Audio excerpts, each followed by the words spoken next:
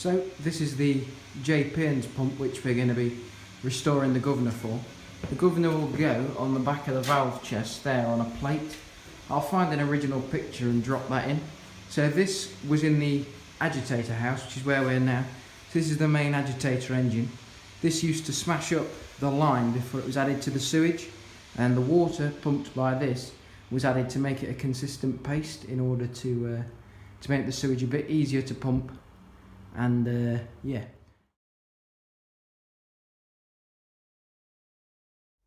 So this is the governor. So there's the base, there's the main frame, these are the top and bottom pieces.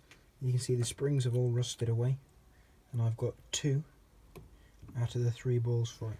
So it's a number 1, made by Pickering, with both a thread and flange.